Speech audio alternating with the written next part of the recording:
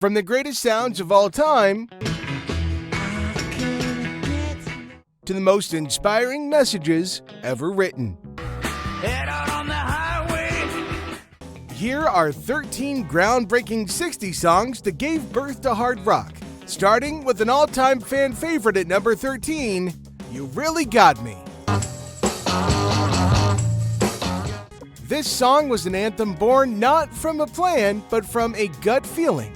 Written by Ray Davies, You Really Got Me wasn't just another song, it was a defiant roar that would permanently alter the course of music forever. While one version was recorded, the band knew something was missing. Trusting their instincts, they re-recorded it, and what emerged was the raw, untamed powerhouse that would captivate the world. Amid the frenzy of the British invasion and the monumental shadow of the Beatles, the Kinks' audacious single cut right through the noise. This wasn't just pop. This was the primal, electrifying sound that laid the very foundations of hard rock. You Really Got Me didn't just top the UK charts and crack the US top 10, it ignited a revolution, proving that rock and roll could be louder, heavier, and infinitely more rebellious. But coming up next, we've got a wonderful hit by The Who, coming in at number 12, My Generation. People try to put us to down. In late 1965, as the world was shifting, a song that didn't just capture a moment, it defined an entire generation, was released.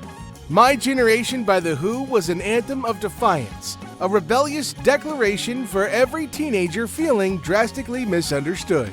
With its slammering vocals and thundering bass line, this song emboldened young people to stand up, embrace their identity, and carve out their own space in the world.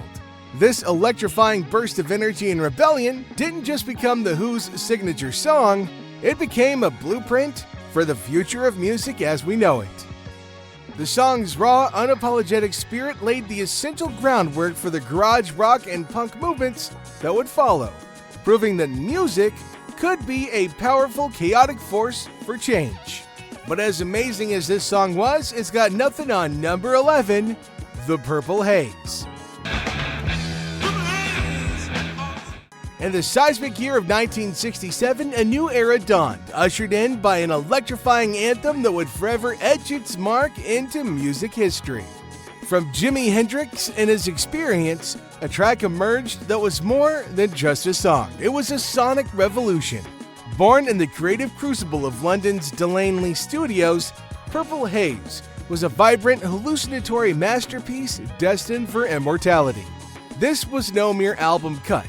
Purple Haze was the thunderbolt that struck the very heart of the rock and roll scene in the 60s.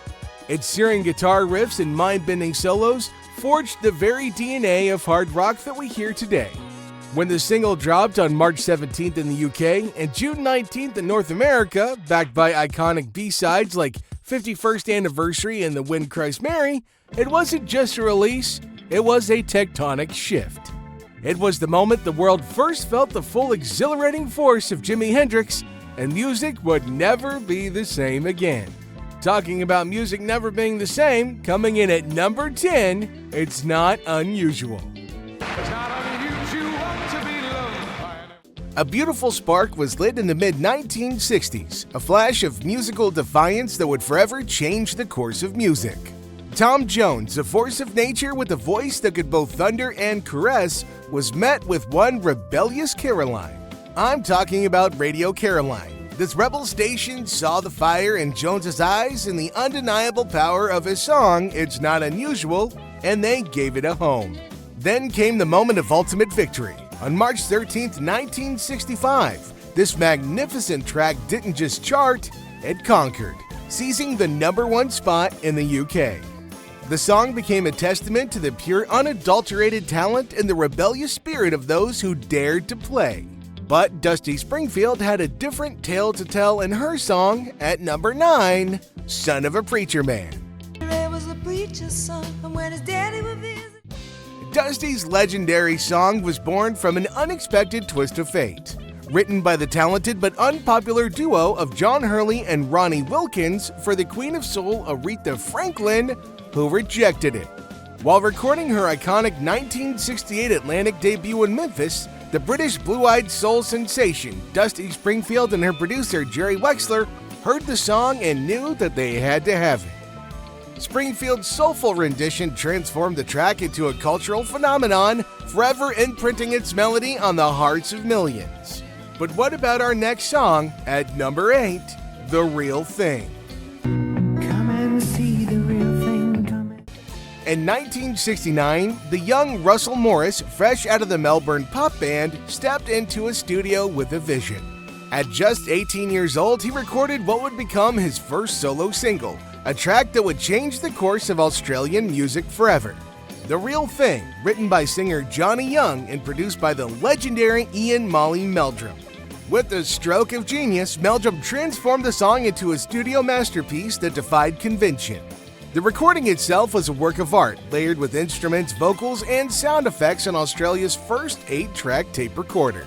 This song was a revolution, a bold declaration that hard rock could be something more, a genre capable of intricate and multi-layered arrangements and studio wizardry.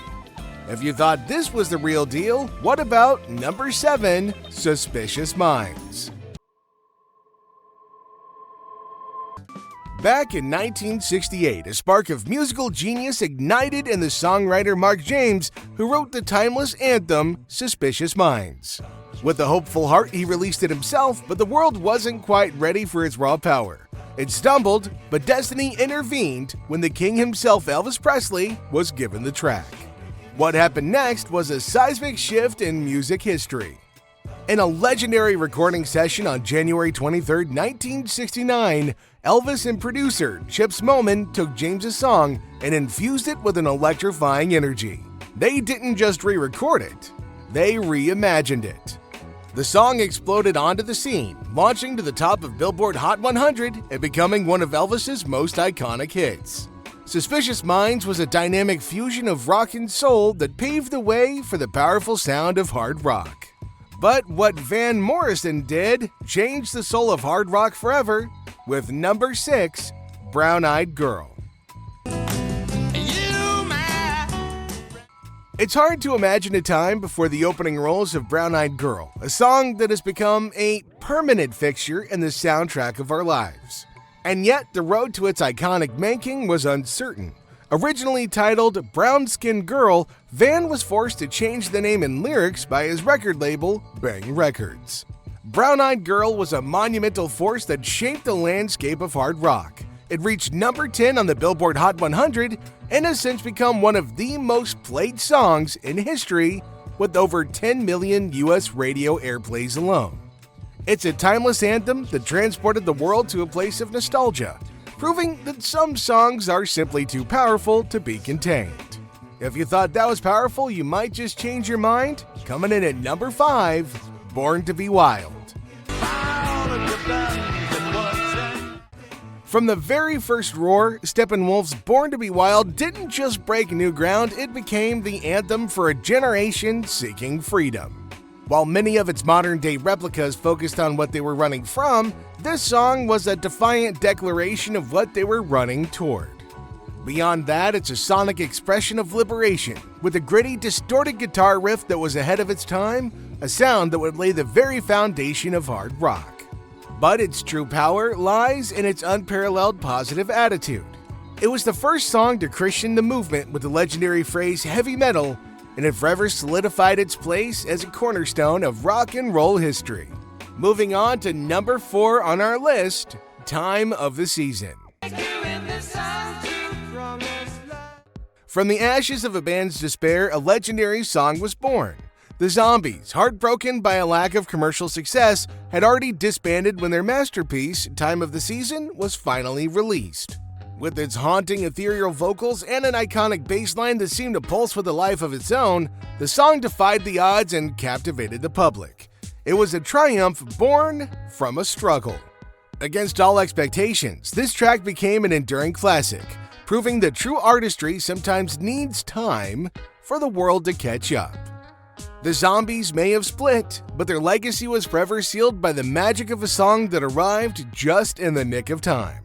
While the Zombies proved their worth, Cream brought us something else, coming in at number 3, Sunshine of Your Love.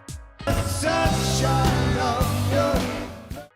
A musical revolution was on the horizon, and at its heart was Cream, a band already celebrated for their powerful album-oriented rock. But on January 14, 1968, they made their mark on the world, storming the US charts with a song that would become an enduring anthem. The single was an unstoppable force, becoming Cream's biggest transatlantic success and earning them their biggest sold-out singles in the United States. Sunshine of Your Love didn't just top the charts, it laid the foundation for hard rock and secured its place in history. Speaking of history, we're moving on to Creedence Clearwater Revival, who had a different tale to tell with number 2, Fortunate Son. With fury in his pen and fire in his soul, Fogerty crafted a musical masterpiece in just 20 minutes. Born from his outrage over Vietnam, the Nixon administration, and a culture of undeserved privilege, a song of pure defiance took shape. Fortunate Son was an explosive era-defining anthem that gave a voice to a generation's frustration. This blistering song ripped into the hypocrisy of the powerful, who demanded more from young men while shielding their own children from the battlefield.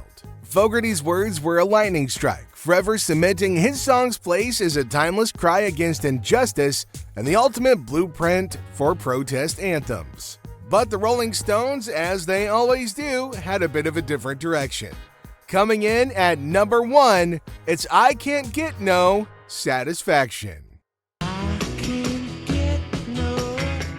June 12th marked a pivotal moment in music history as the Rolling Stones stormed the US charts with an absolute masterpiece, I Can't Get No Satisfaction. It was a musical thunderclap, propelled by one of the most iconic and electrifying guitar riffs ever created. It became the band's first number 1 in America and ruled the airwaves on both sides of the Atlantic, topping charts in different countries from Argentina all the way to the UK. Its influence was undeniable, earning its place in both the Grammy and Rock and Roll Halls of Fame, and rightfully landing at number 2 on Rolling Stone's list of the 500 greatest songs of all time. It still remains timeless, forever cementing its status as an untouchable classic. And there you have it, some of the most genre-defying songs that made the 60s unforgettable and laid the foundation for hard rock today. Thanks for watching, don't forget to hit that like button and subscribe for more content.